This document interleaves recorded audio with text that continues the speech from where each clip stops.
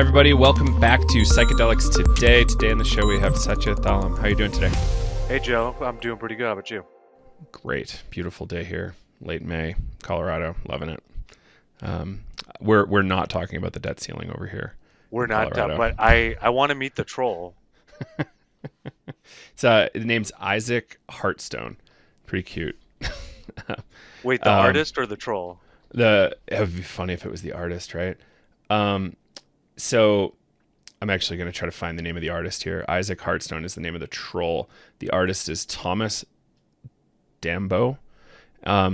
Large pieces out of like recycled furniture and assorted other materials. Yeah, pretty So, cool. so for the benefit of listeners, Joe and I were talking about the sort of the figurative trolls that appear on the internet, and he said, "Well, we have an actual troll out here in like Ski Bum Town, Colorado." Exactly. It's gorgeous. Trollstigen Trail. Yeah, so that's why my internet is crazy, because the trolls. So, um, all right. So we got connected. I actually forget how we got connected, but I was really excited because you'd worked on two pretty interesting projects. The Yeah, well, we Farm got Bill. connected through Melissa, Oh, who amazing. I think has been on your show. I mean, Oh obviously yeah, you know her yeah. well, but she's been on this And podcast that's before. Melissa Lavasani, everybody from Psychedelic Medicine Coalition. Right, right. And so she lives actually less than a mile from me, it turns Ah, out. And DC is a small town, both literally and figuratively.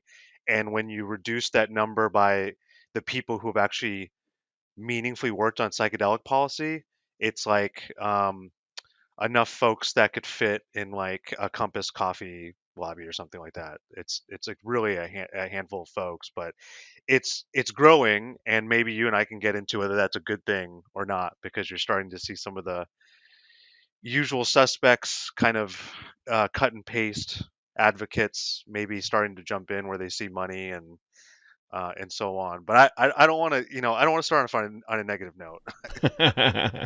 well, I flagged that, and we can come back to that. So let's talk about the beginning. So well, not the beginning. What kind of piqued my interest was your work on the Farm Bill and the Federal Right to Try Act. Yeah, Both like really fascinating.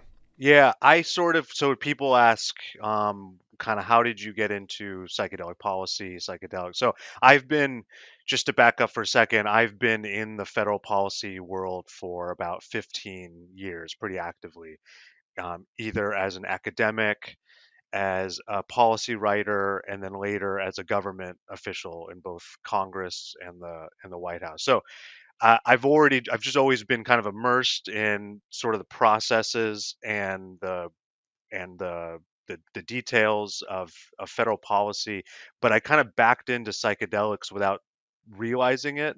So the first thing that I worked on that was relevant was a bill um, that it's called the Right to Try Act. Actually has a much longer name, but that's what it's known as. It was based on a series of state level initiatives that various legislatures um, were passing. But the problem with those state level ones is that they can't preempt federal policy. So that'll be a standing issue that probably a lot of listeners are familiar with, right? States can only go so far. That may have a practical effect, but as a strictly legal question, often it still means that whatever compound or practice is still illegal according to the federal government. Right. So, right to try was this thing, and actually, I should give a quick aside there. So, there is a long process even for traditional what we I guess what you would call traditional medicine is different from what DC would call traditional medicines, right? So I mean, like Pfizer, large companies developing molecular structures Yeah, that like FDA's, large cap biotech, for yeah, instance. that Yeah. the FDA is very familiar with reviewing. There's a very established kind of system for how to test these things, but even for them, even for a long established global company, it still takes years and years and years to get approval to be able to market it as a medicine in the United States. So, in that gap of time, you can have people with pretty serious diseases where the drug being investigated shows promise, but it still has not made it through those regulatory steps.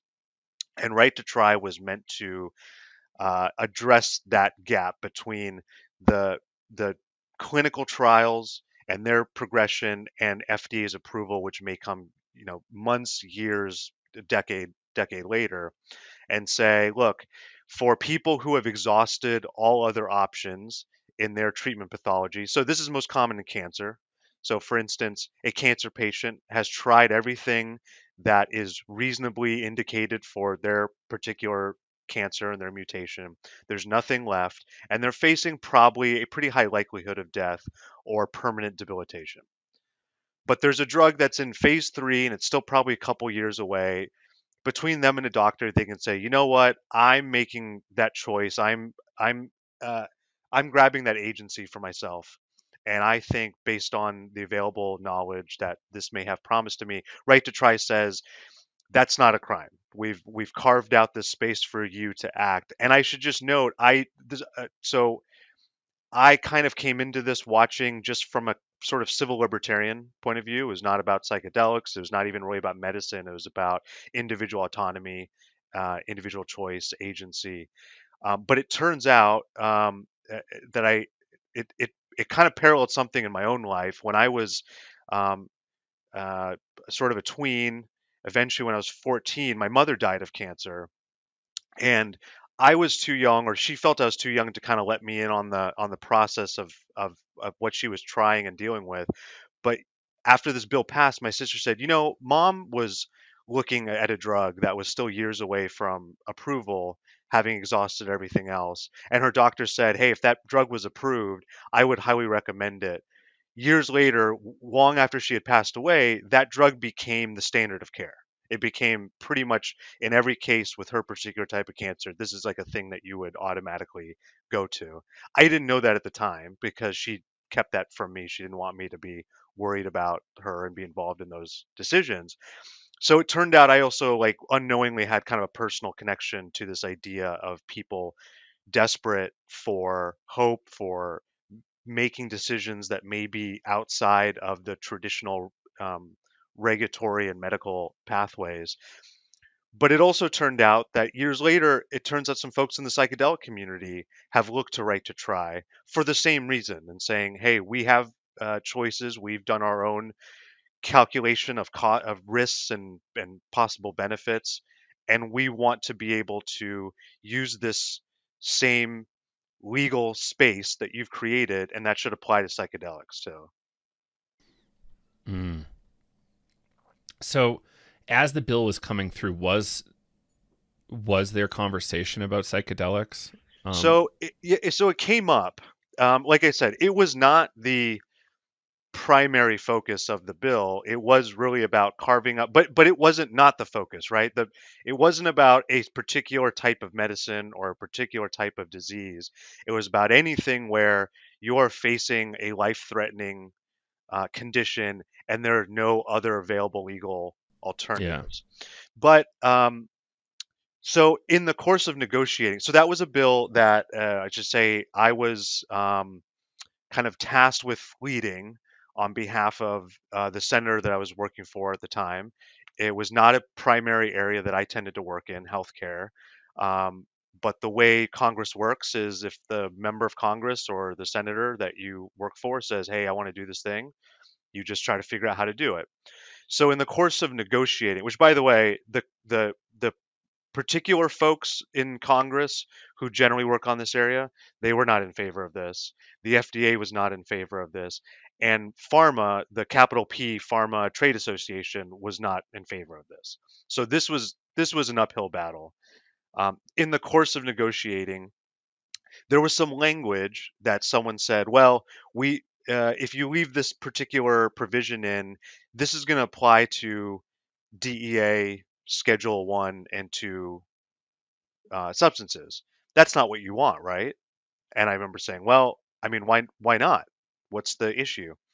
To kind of cut that short story short, we had to give away an explicit inclusion of the DEA, an explicit reference, as part of the necessary negotiation. It would have killed the bill. I don't think it should have. That's not. I don't. That's not an ought statement. That's an is statement. But we had to make the call that either the entire bill would die, um, or we had to take that provision out. Mm.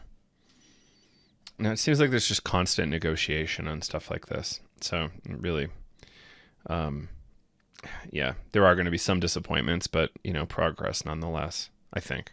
It's the nature. I mean, it's a cliche. They say politics is the art of the possible. We're seeing it right now. The this we were talking before about the debt ceiling. I mean, again, I tend to be sort of a radical realist, and in meaning I almost never am frustrated by the world as it is. I just take it as it is and think, okay, what can we get inside those confines? And maybe we make marginal changes towards a better world. Um, but I think if you come in assuming that the world is something it's not, that people don't have their own incentives, you're not going to get anywhere, and you're just going to be kind of like a guy or girl outside the building just shouting at no one. Yeah. Um, so I guess for context, where were you? Where were you working? Were you with a senator, or congressman, or where were you at So I that was at a point? committee in the Senate called the Homeland Security and Governmental Affairs Committee, which is just a mouthful. Um, the the point being, none of those words are involve the word healthcare or medicine or FDA, right? So Congress is divided into committees, and any idea that someone has is going to be assigned to one or more of those committees based on their expertise in their jurisdiction. But there's nothing that stops you from, say, working on an issue that's not in your jurisdiction. It just means that you're going to be kind of doing battle with folks who are generally not your allies, um, and their first instinct is going to be, even if they don't disfavor the idea, they're just going to see it as a turf issue. Why are you mucking around in our sandbox? Right? Like, this isn't your area. We wouldn't be messing around and stuff that you know about. So that's the first part. But this is all part of like how Congress works or doesn't work based on uh, your your perspective. So, um, like I said, it wasn't until years later that I realized that there was a nexus between right to try and psychedelics. But it was something that was considered briefly. It was just a negotiating thing. And I remember, so after it passed, my friend had to remind me. He said, "Remember, after it passed, you said, I hope someone comes back, in a couple years and writes that DEA provision back in."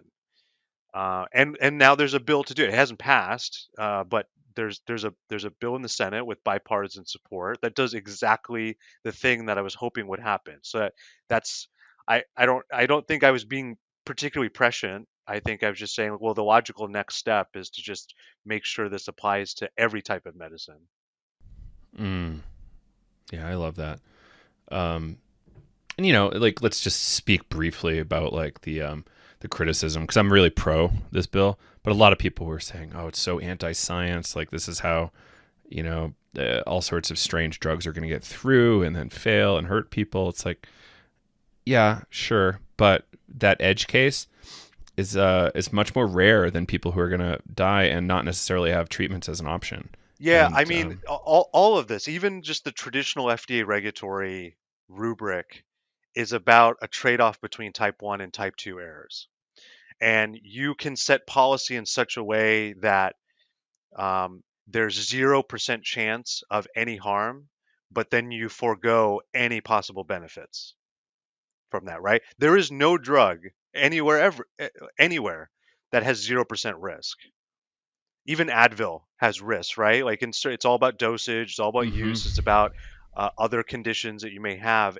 It's about tailoring it to the appropriate indication.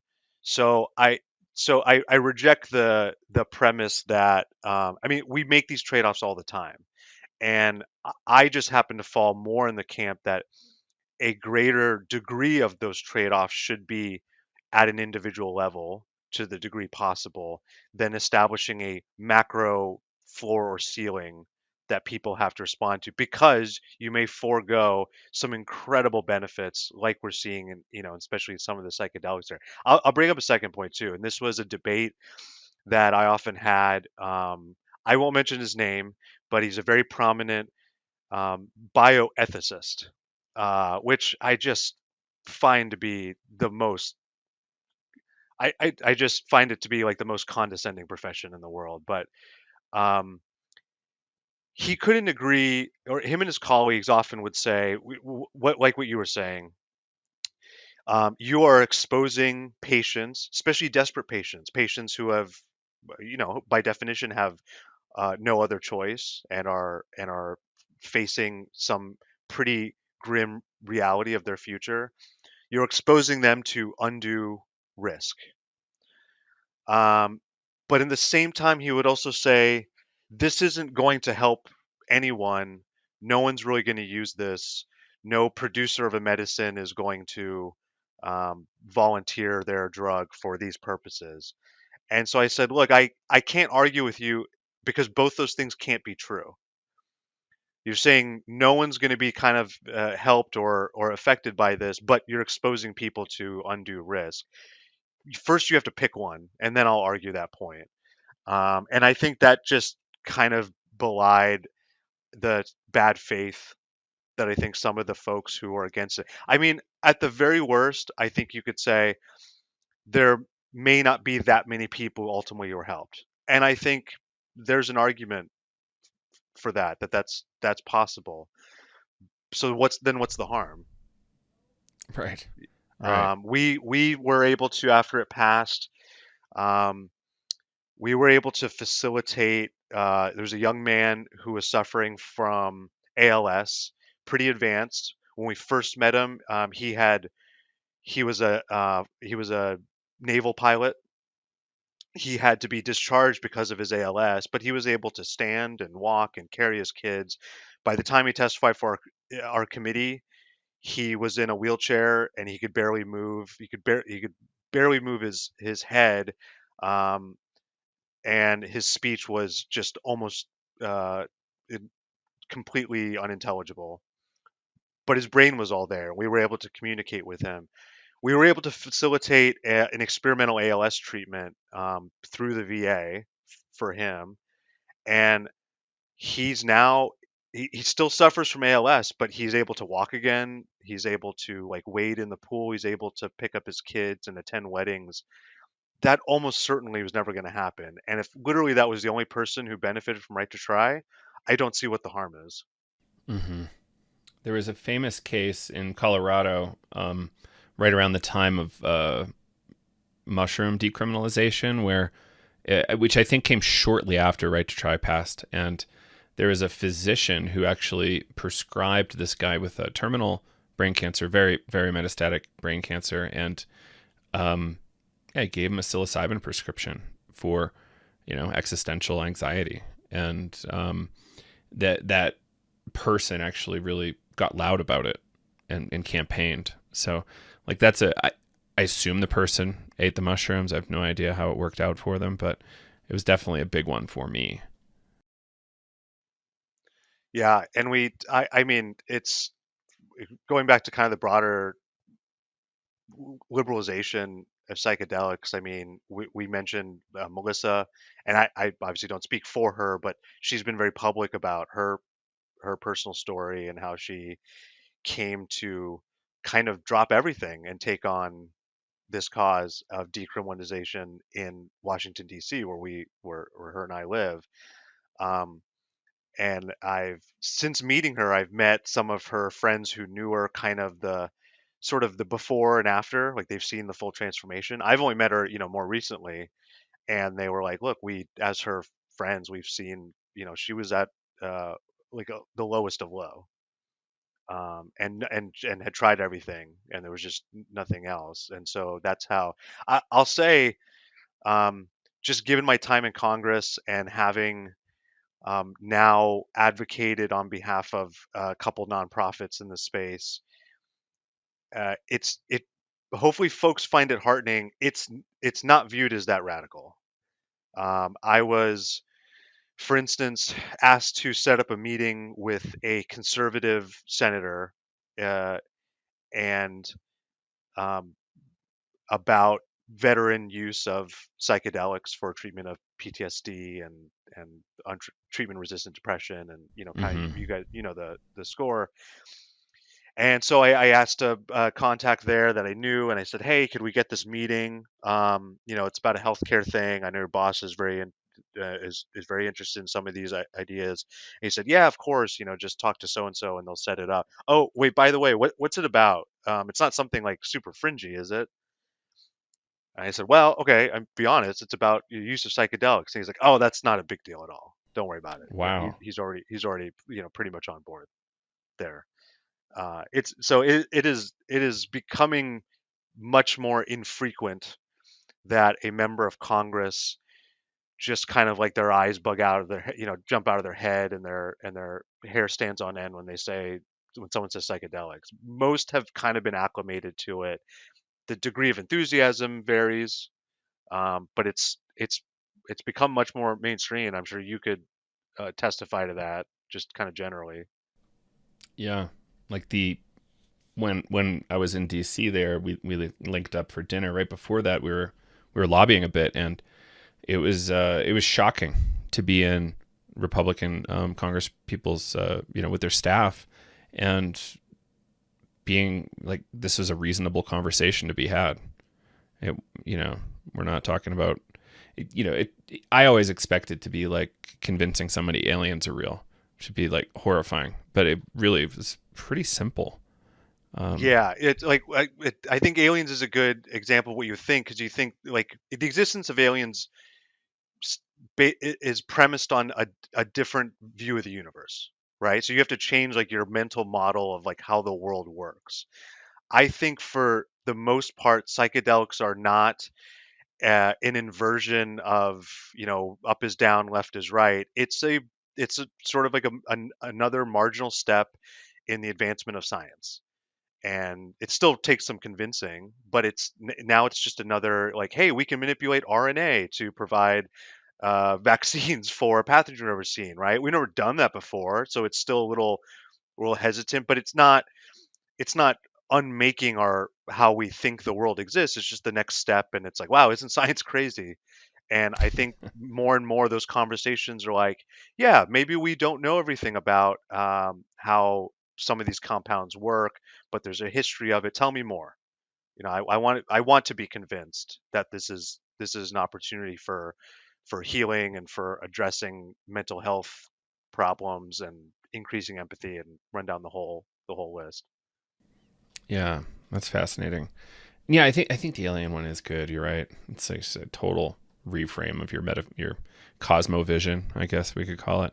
And yeah, so likewise with psychedelics, that can be an accidental side effect of psychedelics, but That can be, yeah, that's that can be that can be on the label, but in terms of policy, yeah, it's not sort of like, oh, I have to reject everything I thought I believed in order to think that this is an appropriate use of, say, federal funds for research, for the FDA to consider for medical approval, for the DEA to de or reschedule.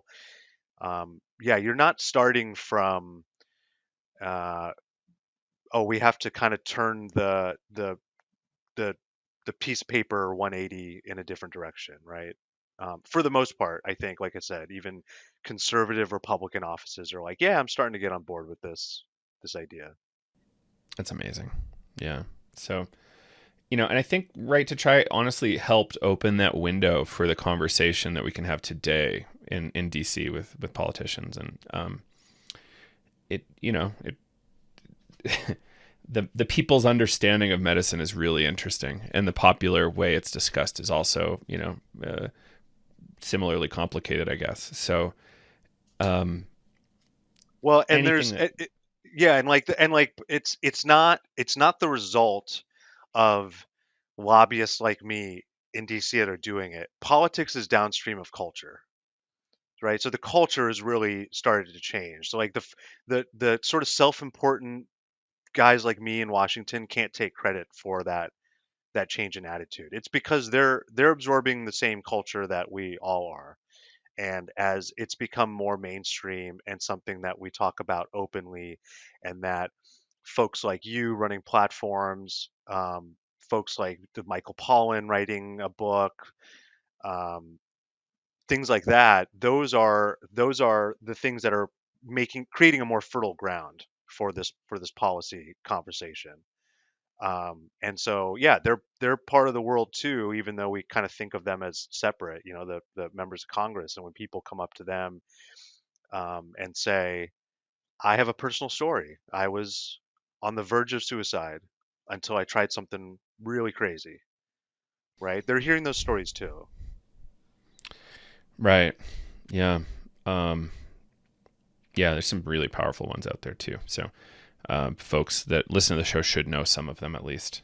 So, And you should also know that if you are sort of lobbying, like, know who your messenger is. Like, some of the most effective lobbyists are veterans on Capitol Hill. And again, that's an is statement, not an ought statement. Anyone should be able to be listened to, but unfortunately, that's not the truth. And so um, there are certain offices, certain venues where you are not allowed to close the door on certain people, and veterans are one of those categories of people. And I don't see that as a problem. I see it as an opportunity. And so yeah, we were in Washington together, you and me, Joe. PMC hosted, among others, you know, two two prominent voices in the veteran mental health community. And God, if those stories don't just make you tear up, I then you just, like, you don't have a heart. Like, you're right. just not, you're a lost cause. And so I say, God bless, and that they're willing to be out and speak out. Yeah, yeah. Agreed. Agreed. It's. I'm really thankful for them. So, before we jump from right to try, kind of like curious. So, were you in that committee as a lobbyist or a staffer? I was a staffer, so I worked in Okay. Congress, and mostly on, like I said, issues that had nothing to do with anything like that. But we had an advocate of one of the state efforts had come to the office as a constituent, just like anyone else, and said, "Hey, you guys should look at this thing called right to try. It's happening in some states, but we really need a federal law in order to kind of fully maximize its effectiveness." And I think that just kind of percolated for a while, and at some point we said, uh, yeah, why the hell not? Mm-hmm. Yeah. Yeah. Cool. I like it. So, anything on this before we jump to Farm Bill stuff? No, we can come back to it if you want, but I think for the folks who are familiar, I think they've, like I said, a lot of states have adopted it, so it's a pretty similar framework to most of the states. It just now it's just a federal version of it. We don't have a lot of data on sort of who's taking advantage of it or not. Some of that's kind of to be expected, because folks don't still feel like they don't want to be they're bearing a certain level of regulatory risk and so on. But I just don't see any evidence that someone's been unduly harmed because Right. of it. So, um, correct me if I'm wrong. So this still on right to try. The way I understood it was if something was past a phase one FDA clinical trial, so like really provisional human safety trial, then a physician has a federal right to be able to prescribe something. But there's no, and we kind of touched on this with the DEA thing. There's no route to actually source these things, right? Right. So in the canonical case we were kind of using to debate and discuss language, it was an oncology drug. So those oncology drugs are almost always developed by pretty well developed biotech, as you said, kind of large cap. Either they're started by a smaller company that are then bought by a larger one, or are part of a larger company's drug development pipeline from the beginning. So the law, and this was part of the criticism of it, the law does not require a company to provide doses of the medicine upon request. Um, the law does not. The law specifically prohibits a company from charging more than their actual costs if they do decide to provide it, but they can't use it as a profit making avenue uh, prior to approval, right? Like a So substantial line of business. the concern Yeah. was, well, is this going to create a shortcut to FDA approval? Then why would anyone go through approval if they can just find a willing audience? And to be fair, there are plenty of drugs that pass phase one, which is generally a basic safety dosing trial, that are very ineffective, right? So they've met a safety threshold to a certain degree, but we don't really know a lot of. But this is why, doctors can make that call, right? And doctors and patients. And this was our idea that lots of drugs that are on the market can be very ineffective in certain circumstances, right? It's about dosing, it's about the particular genetic mutation, so on. So we didn't see that as fatal. But yeah, in like, say, if I'm a cancer patient, I would then have to appeal to Bristol Myers Squibb or whoever, take your pick, and say, hey, I'm part of a trial or along with the doctor. The main thing it did is it took the FDA from imposing a regulatory cost or any sanction on anyone. That was kind of the main thing. It did not affirmatively force anyone to provide or do anything that they didn't want to already do. In the case of that ALS patient, that company wanted to be aggressive and they felt that their drug was very effective and that this patient didn't qualify for participation in a clinical trial, which is usually how you might get access, to an investigational product. Um, but that he would be a good candidate, and fortunately he was, and he benefited from it. There's no case of ALS patients progressing um, into kind of late stages of the disease and then getting better. That's just like never happened. So we had to draw the conclusion it was because of this medicine that this company was willing to provide him, and they provided it free of charge. Um, they are allowed on the law to charge up to what the cost is, but they said, you know what, we're going to provide it. We're just going to provide it. So in the case of let's say psilocybin, for instance, just to make it really simple, Compass Pathways obviously had passed phase one at that point. Um, the popular conversation was that we could just simply grow mushrooms at home, and it's a little tricky, right? Because it's not a single isolated molecule like like you might expect to get at a pharmacy, right? It's got a whole bunch of stuff, variable potency. Yeah. So going back to the cancer example, but hopefully this will be a useful analogy. So say a company is investigating a particular molecule um, that passed phase one, they're beginning phase two, traditional clinical trials, and I reason to believe that this will be helpful in my particular disease state. And for some reason in this analogy, I'm able to produce the molecule at home. I'm a biochemist by training, and I say, you know what? I know what that molecule is. I could produce it on my own. This right to try would not apply in that case, right? Um, the the drug has to be subject to ongoing investigation, in ongoing investigation, which means that it's not only past phase one, but that particular formulation is in ongoing development through either developing, registering, observing phase two or phase three clinical trials, or getting ready for a new drug application with the FDA. Um, I suppose one could make a clever legal argument that in, like, say, the psilocybin case, if you could demonstrate that whatever version you've synthesized or grown is equivalent to what's being studied, then you are in compliance with the law. The law does still require a physician to affirm that they have reason to believe that there's some therapeutic benefit likely here. Um, but I don't know. I think there could be. I think you'd have a hard time making that case. Mm. Hmm. Interesting. Okay. Um, and then there's the whole thing like, would that actually end up all the way in court? So, I mean, in practical terms, like who is gonna have standing to prevent you? Now, maybe the company that's developing the drug is saying, "Hey, you are uh, polluting the knowledge base, and if you were to misuse outside of our clinical trials, that could harm our prospects. So we have standing to say that you've done potential harm to us."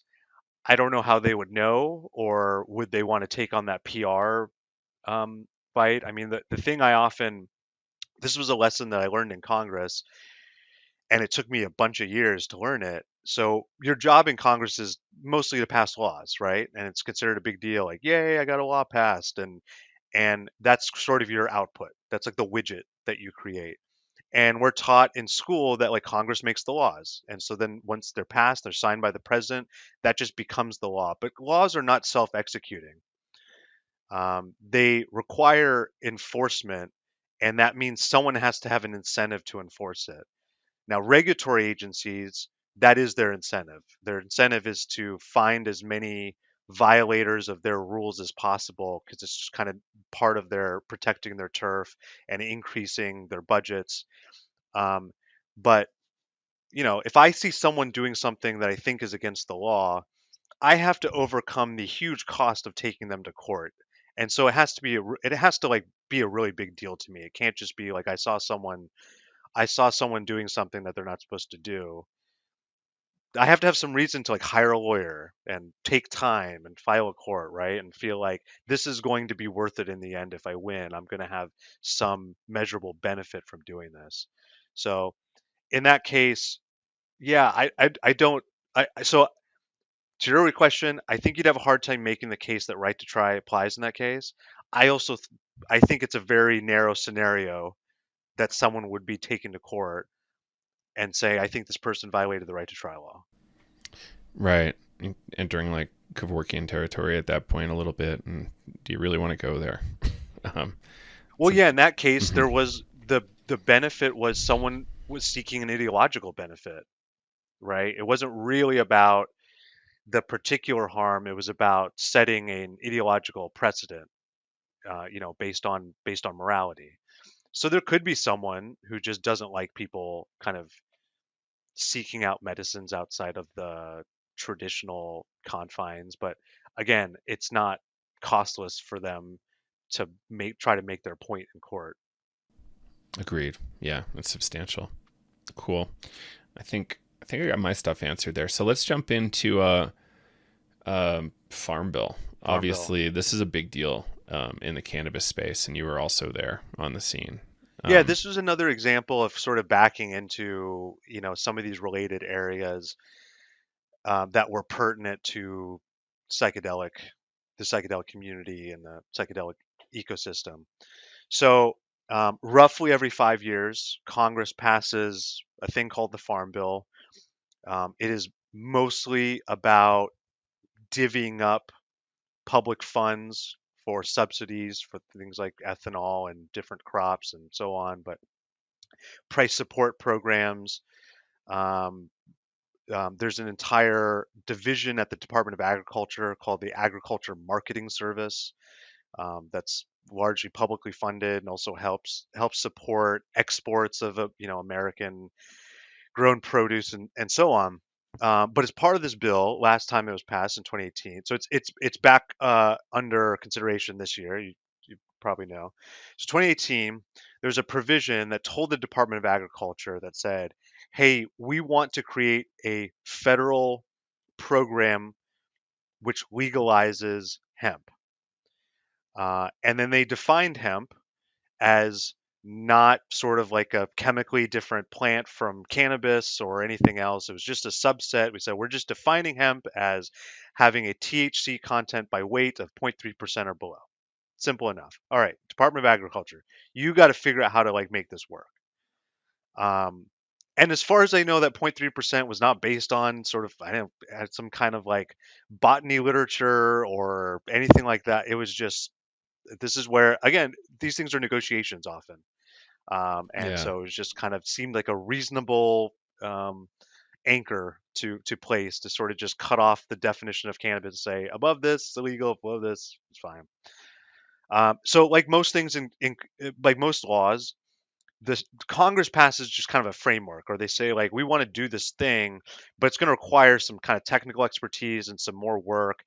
Um, and sometimes we're going to be vague on purpose because it's easier to negotiate and get to a compromise the less specific we can be. And so both sides can kind of claim, oh, we got what we wanted, because it's sort of vague enough. You can it's like a Rorschach test. So they kick it over to the executive branch, and in this case, the Department of Agriculture. So I was at the White House when this bill came over, and it said, Department of Agriculture, you have to issue a rule which kind of executes this. Um, Also, you have to do it in like, I don't know, like 90 days, which is basically light speed in federal bureaucracy land, right? Um, so first off, interesting point.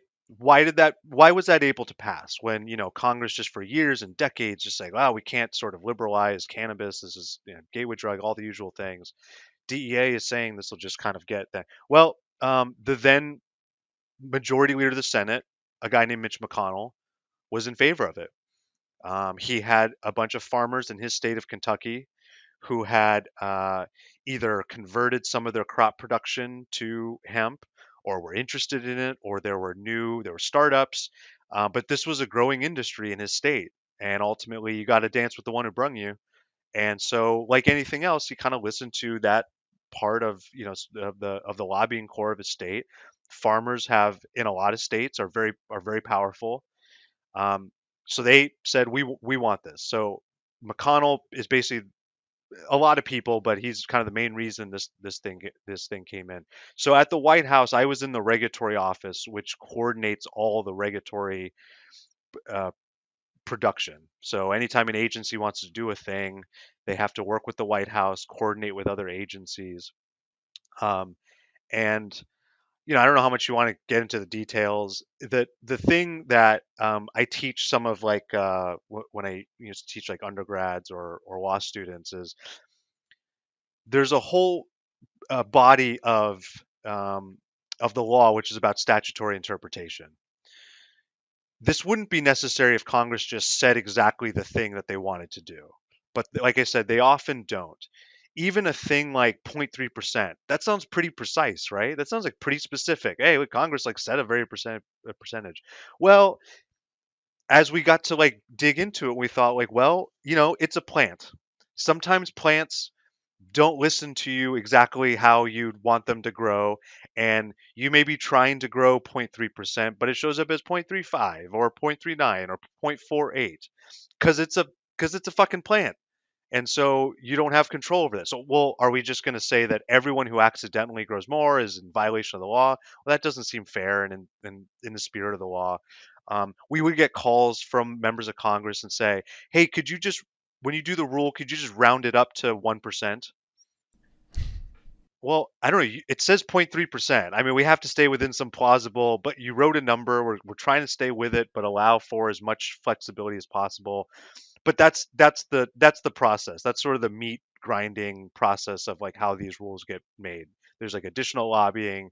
You have to take what Congress wrote and say like, well, how do we actually make this workable? So all that is to say, after right to try and then this hemp rule in the farm bill, I kind of left government and I realized some folks were talking to me and they're like, you actually have been working on psychedelic policy and you didn't even know it or you didn't even realize it. And I thought, hey, that's kind of a cool place to be. I'm really interested in this. So that's how eventually all these roads led to you, Joe. I love that. And yeah, for the longest time. So I was actually importing hemp from Canada because it was illegal to manufacture here. It was legal to purchase, illegal to manufacture, and finally got that sorted out. Um, I think to the huge benefit of a lot of American farmers. Yeah, and I mean, I hear criticisms of how we do it. There were legal binds in what we could do. Could we do 1% THC by weight? Maybe, but I think a court would have very easily thrown that out and say, "Hey, you didn't follow the law that Congress passed." Um, in those discussions, so a little more insight and kind of inside the black box. So the Department of Agriculture is tasked with standing up this program, standing up this rule that Congress wrote to legalize hemp. But as part of the process, any other part of the government that has some plausible nexus with that policy, has some say over some aspect of it, is allowed to come to the table and say, hey, here's our thoughts on it. Well, one of those agencies is the DEA. It doesn't mean you have to listen to everything they say, but they are entitled to say, "Hey, we have some experience with drug interdiction and cannabis and so on. Here's our thoughts." And as you can imagine, I can't get into like specifics about what they would say, but you can imagine that they tended to be skeptical about this, the direction of this program. Would bring up familiar arguments about increasing the availability of this psychoactive compound and making it harder for them to do their job. um, at one point, the issue was raised of the United States is part of an international narcotics convention that goes back to the 70s, and it was brought up like, hey, we'd be violating our role in that treaty, which is kind of a weak argument, but It's like this is. true, but it's also like you guys break plenty of treaties. Come on. Yeah, it's so far down the list of considerations at this point, and really, hey, it turns out the State Department doesn't really care that much about this particular, this particular treaty. The other signatories to it are like long past the point of abiding by it too. So, um, yeah, so there's like an internal fight over every rule, and you kind of push and pull. Um, and again, we got some criticisms. I think pol- again, politics is the art of the possible, right? And you have to be able to try to satisfy many people pushing in different directions and find some kind of like, it's the Venn diagram thing. You got to find the spot that exists in the middle. Yeah. Which is frustrating for sure, especially when somebody's like a hardcore ideologue and does not want to actually like play ball and like try to find a way through. Um, Well, I like yeah, how I'm you, reminded of like that Simpsons episode where Homer just says, "When will people learn democracy just doesn't work?" This is the necessary mess of kind of democratic institutions, right? Um, they're not going to sort of listen to they're not structured to listen to the single smartest person in the room. That's by design. That's a feature, not a bug. But it also means progress can be slower than we want it to be. It also means that sometimes progress is not, as we'd say in econ, it's not monotonic. It's not always moving in one direction without any sort of backsliding. And I'm newish. I'm sort of a noob to the psychedelics community, but I'm not new to policy. I think the folks that you talk to that are in your circle that listen to this show should be pretty encouraged. I think overwhelmingly things are going in the direction that you would want them to. I think that's a good way to put it, right? Like, so in locally in Denver, for instance, or Colorado's recent legal changes, people were going ballistic over minutia, and it's like, guys, this is like you couldn't have asked for something really all that much better. Yeah, and Um, you've told me a little bit about that, but I mean, and I'm sure there are valid arguments for why that minutia is suboptimal. And so it doesn't mean that you have to, sort of f- kind of throw up any criticisms that you may have. Like you can still hold on to those, but also realize when you've like gained another inch, or gained another yard, and then hopefully come back to say, okay, next round we're going to get rid of those small pieces that are unproductive. Or we've learned a little bit more, so now we can make the case for why it should be structured some other way. yeah. Um, Yeah, agreed. Like this has to be some sort of incrementalist deal. Like as much as we want it to be radicalized and revolutionary, it's like it's not exactly what we want everybody. Like people will get hurt and we want to be a little safer. Well, it's also it's not the way institutions are built, right? And again, it's the I've said it a million times. It's an is statement, not an ought statement. Ought the world be different? Sure.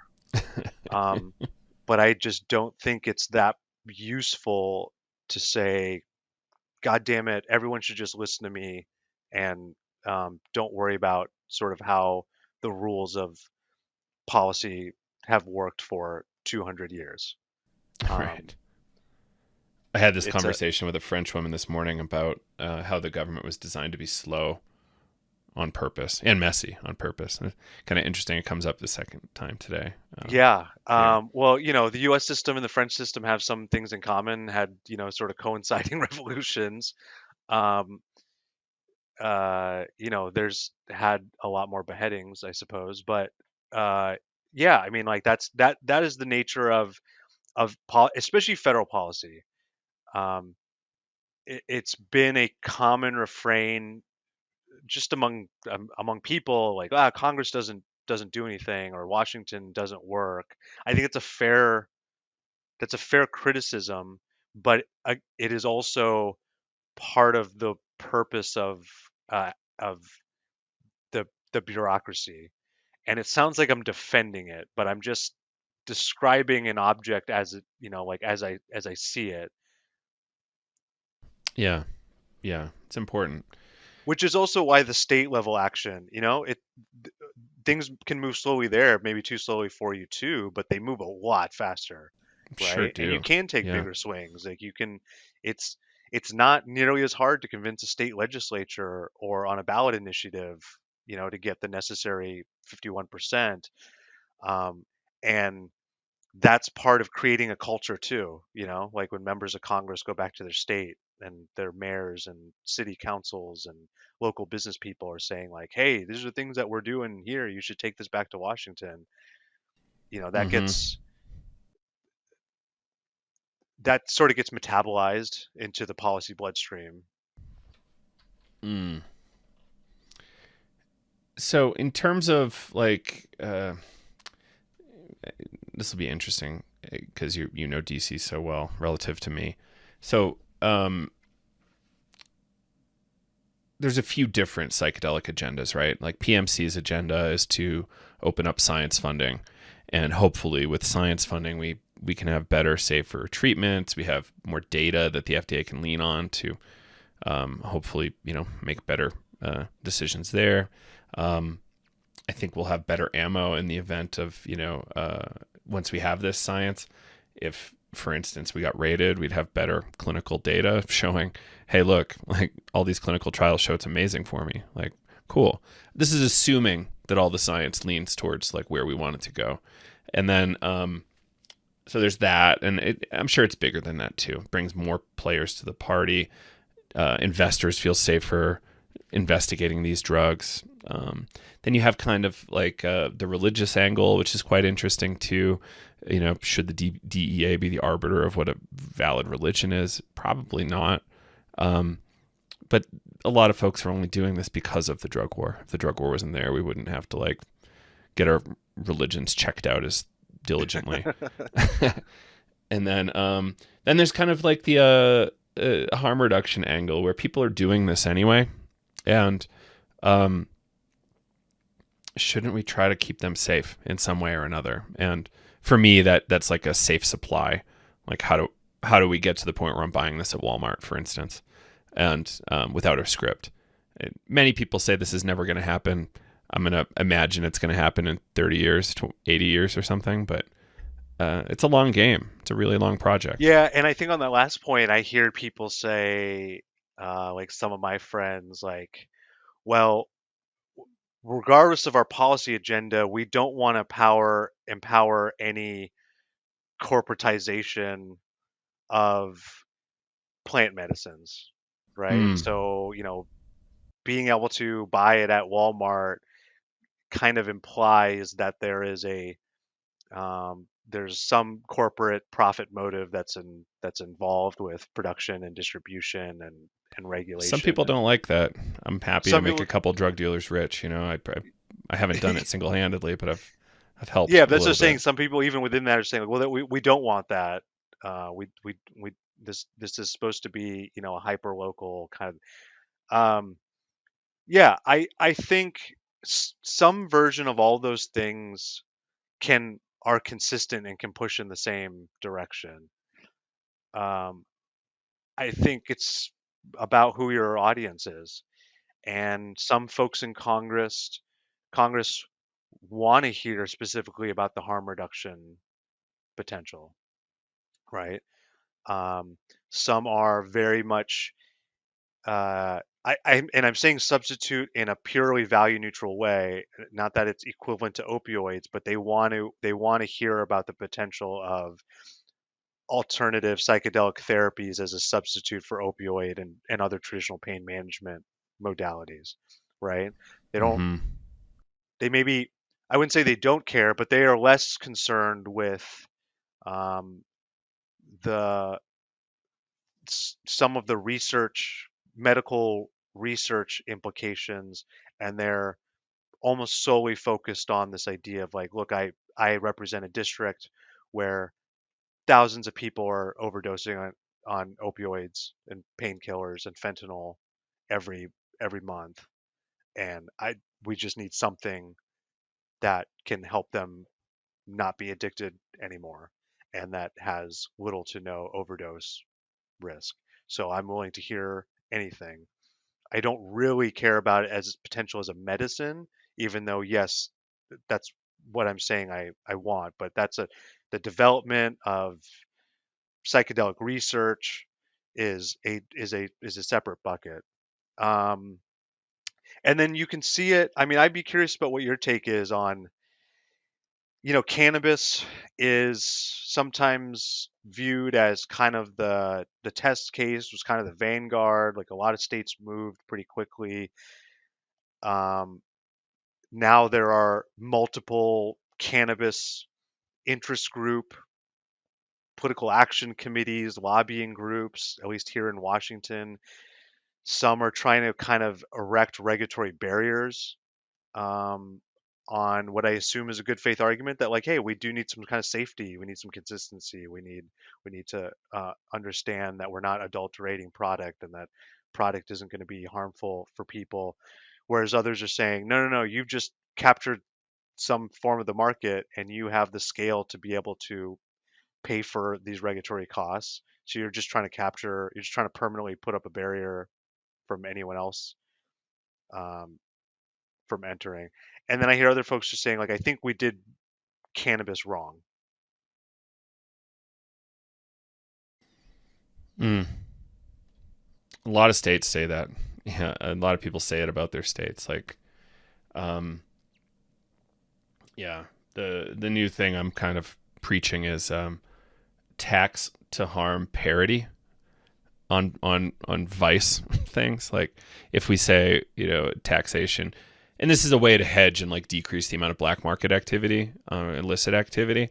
So people in Colorado are still buying illegal cannabis for cost reasons, sometimes access reasons, and quality reasons. Often commercial cannabis is of lower grade than black market cannabis. So like connoisseurs will, you know, go to that market to find what they prefer. What I love though is I know I'm actually eating 5 milligrams or 10 milligrams, whatever it is that day. And historically, someone hands you a cookie with cannabis in it and you just don't know.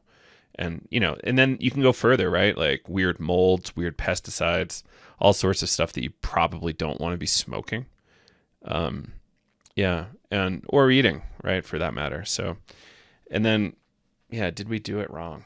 Where did we do it wrong? I think the taxation's just too crazy high, and that's going to breed a lot of problems. Um, but how do we work towards reform on that? And I think we're going to see the same thing with psychedelics, right?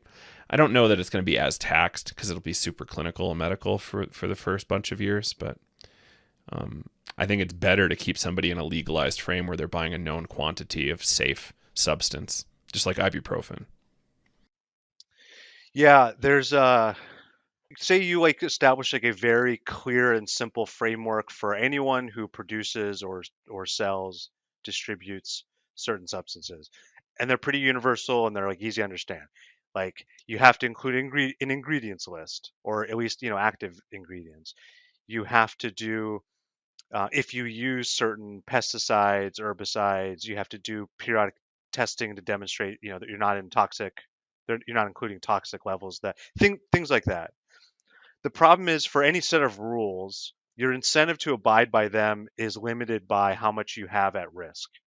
So if I have a very small amount of investment, if I'm just sort of like a sole operator and I'm growing in my garage or something like that and selling to neighborhood stores, I'm essentially what we call judgment proof.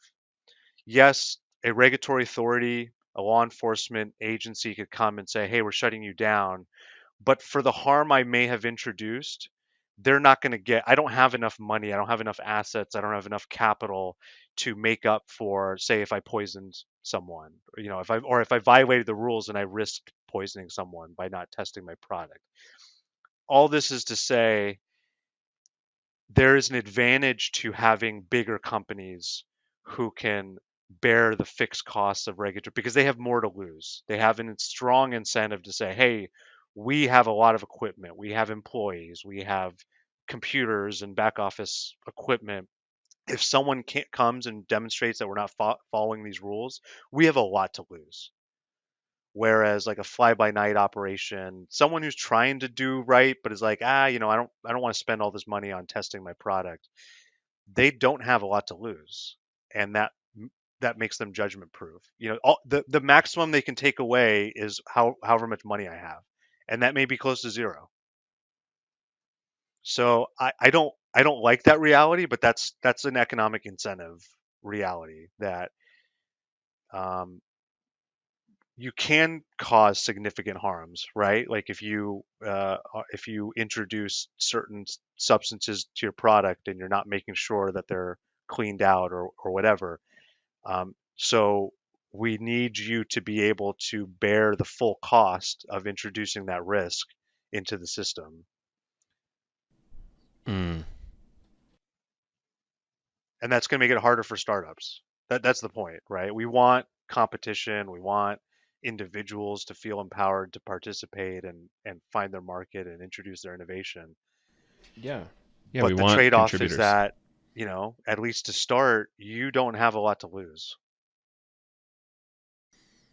Right. New York City is probably a good example of not a good scene. There's maybe 4 total legal cannabis shops in Manhattan. There's And probably, you know, nearly one on every two. block in like Upper Yeah. Manhattan. It's unbelievable. I went like pretty like close to Times Square and I thought it was going to be a reasonable legal shop. It looked legal. It looked like a shop you'd see in Aspen. Super illegal. and I didn't know till later. I'm like, oh, this is unfortunate. um, Yeah, and my instincts are, I said at the top, like pretty civil libertarian, and I it's especially if we're restricting commerce to adults, for instance, and just kind of simplify, not get into the complications of children, which I know it's an issue too, but let's just say two consenting adults and deciding what. I generally am like, look, I don't want to make that decision for you. I'm not in a position to kind of proscribe what you're allowed to do or not allowed to do, but you could introduce a pretty significant risk to a population.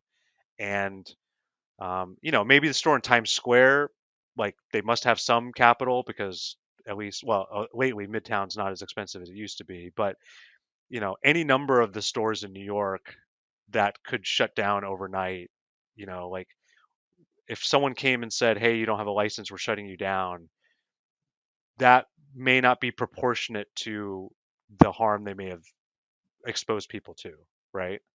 hmm And so Agreed. I'm torn. I'm torn.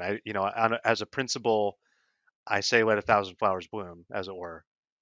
But as a practical matter, um, you need to be subject to the risks that you may pose to people needs to be uh, cabined by how much you have at at risk. Yeah. Yeah, I could see that. Yeah, and some people aren't careful operators, and they are willing to expose people to harm, willfully, and that's kind of the issue in a big way. And often accidental operators too, like Typhoid Mary kind of stories, where you just want to go to work, but you keep making people sick. It's like, well, got to figure that out. But yeah, I agree. Like we need to figure out what is that sweet spot balance between too much regulation and too little. Um, and I think where we stand right now is we're doing too much, but we need to get started. So I'm happy to have any that works towards a legal frame. Yeah, Yeah, cool. and maybe it's iterative, right? You just like, yeah, you got to get a hook in and say, look, not everything's gonna be perfect out of the gate, and so we adjust. Mm-hmm. Yeah, we'll have a lot of learnings, and hopefully we can treat it like this. Yeah, a lot of people say anytime we do anything political, it's forever. It's like, well, geology moves a lot slower. Your family moves a little faster, probably, but like, yeah, it's a tough one. Cool. Well, anything else you want to mention or shout out or suggest people check out before we wrap here? Oh, I didn't really think of anything. It's funny. I was just realizing there was a piece in or a note in Politico in the political magazine, say about sort of K Street embracing I saw that. psychedelics, and I kind of chuckled because the it was implying sort of the subtext was like, whoa, even the kind of like button down K Street is like getting on board the psychedelic train. Whoa, you better hold on. It's it's never really been an issue because K Street will embrace anything where there's money, right? So the headline instead of K Street embrace the psychedelics just might as well be K Street continues to embrace money, dog bites man. Um, and so I don't have anything specific for folks to kind of look at, but I would keep an eye on Washington and the psychedelics space becoming um, kind of starting to be crowded out by some of the kind of traditional political operations. Um, sort of front group makes it seem kind of nefarious, but this is how say a company that wants to lobby for something often won't do it directly under their own name. They'll create a C3, a nonprofit, the Coalition to Save Babies and Puppies, right? And then they use that as sort of so you'll start to see more of that, of kind of benign sounding, almost like meaninglessly nebulous named coalitions or foundation for good things of America LLC. Right. Um, and I was a little, I'm a little dismayed, but it's also expected. I mean, some of the folks who are kind of like openly raising their hand and saying, "Hey, I'm lobbying on behalf of psychedelics. Isn't that cool?" There are folks who don't really have any kind of real connection with anyone in the community, in the ecosystem, don't have any history of policy in this area. Um, so I would, so just preview of coming attractions. You you you might start to see more of kind of policy being pushed in a direction where you go, huh? What's wait, why that? What how did we get there? Right? And that happens with every maturing industry, right? Sort of the first ones are kind of the I hate the word disruptors because I'm not a Patagonia wearing Silicon Valley bro, but like they're the ones that are like, hey, this is new. No one's ever done this before, and but then eventually, sort of that industry grows up, and you have CEOs testifying before Congress saying like, please, we want your help. We want you to regulate us. It's for the good of the children. Hopefully in proportion. We'll see. Hopefully in proportion. I will be sure to keep you in the loop. But that's where I think things are going because to wrap it up to the top, I mean, psychedelics are not as radical as they used to be in Washington, at least, and that's a good overall. That's a good thing, but that's also going to invite a different color of engagement and interest Mm, than maybe where it was, a few years ago. right. All right. Satya, thank you so much. And I would love to do this periodically with you, see what you're observing out there and what people might need to know. Yeah, man, and we got to go skiing and check out the troll. Yes, yes, absolutely. Absolutely. We'll make that happen. I really do need to do more events here. I live in an amazing place. It's like illogical for me not to Are do you events. all healed up for the most part? Largely, yeah. No more Largely. cast. Yeah. Can move my shoulder. You fist pump. Brain's Okay. almost back online. Pretty good. Yeah. And thanks for asking. Yeah, so let's wrap here. We can chat off air for a minute. But yeah, thanks again. All right. Thanks, Joe.